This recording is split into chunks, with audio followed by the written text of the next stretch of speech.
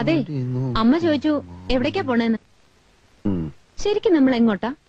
അതൊക്കെ ഉണ്ട്. സസ്പെൻസ് ആണോ? കുറച്ച്. ഓഹോ, എത്ര നേരായി ഒരുങ്ങാൻ തുടങ്ങിയിട്ട്? എന്തൊരുക്കം? നോക്കട്ടെ.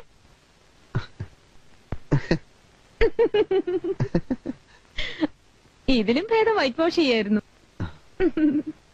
അയ്യേ വൃത്തിയേട്.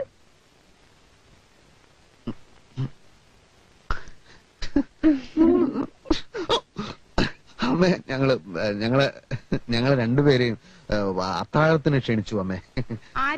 അത് ഞങ്ങളെ പ്രസിന്റെ തൊട്ടടുത്തുള്ള തുണിക്കടക്കാരൻ കണാരൻ, അല്ലല്ല ദാമോദരൻ.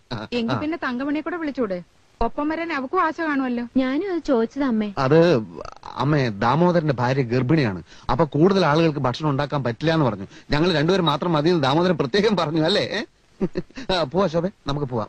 എന്നാലും തങ്കമണി കൂടി. അത് നമുക്ക് നാളെ വിളിക്കാം. എവിടേക്ക്? നാളെ വേറൊരു ഡിന്നർ ഉണ്ട്, അപ്പൊ വിളിക്കാം. പോട്ടെ ശോഭേ. അമ്മേ വാ. അല്ല വാ ശോഭേ, പോട്ടെ. പോട്ടെ അമ്മേ.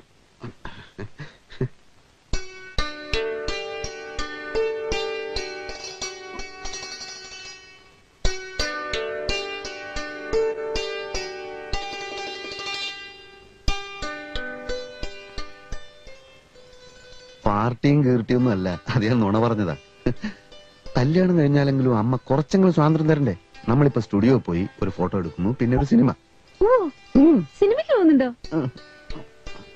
അല്ല, വിനീഷ് ചേട്ടന്റെ തലയിൽ ഇപ്പോഴും വേനുണ്ടോ? ഞാൻ നല്ലൊരു ഫുട്ബോൾ കളിക്കാരനായിരുന്നു. ഈ ബോള് ഹെഡ് ചെയ്ത് എന്റെ തലയ്ക്ക് നല്ല ഉറപ്പാ. എന്നിട്ടൊന്ന് അടിയിട്ടിപ്പോ ഭയങ്കരമായിട്ട് നിലവിളിച്ചല്ലോ. അത് പിന്നെ ഓർക്കാപ്പുറത്തുള്ള അടിയല്ലേ, ആരായാലും നിലവിളിച്ചു പോവില്ലേ? ശരിക്കും അന്ന് എന്തിനാ അലമാരക്കകത്ത് കയറിയത്? അത് എനിക്ക് ശരിക്കും പിടികിട്ടിട്ടില്ലേട്ടാ.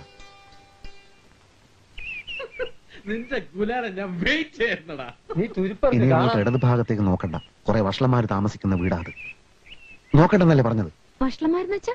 മഹാവഷളന്മാര്, കള്ളുകൂടിയന്മാർ, കഞ്ചാവ് വലിയന്മാർ. കസ്തൂരി മാമ്പഴം കാക്ക കൊത്തി പോയി, അയ്യോ കാക്കച്ചി കൊത്തി പോയി, അയ്യോ പാട്ട് ഏത് സിനിമയില്? ദ്രോഹികൾ. അങ്ങനെ ഒരു സിനിമയില്ലല്ലോ. അത് നായര് പിടിച്ച പിള്ളേരുടെ പാട്ടാ. ഏത് കുന്നത്തല പാട്ടങ്ങളാവട്ടെ, നടക്കും.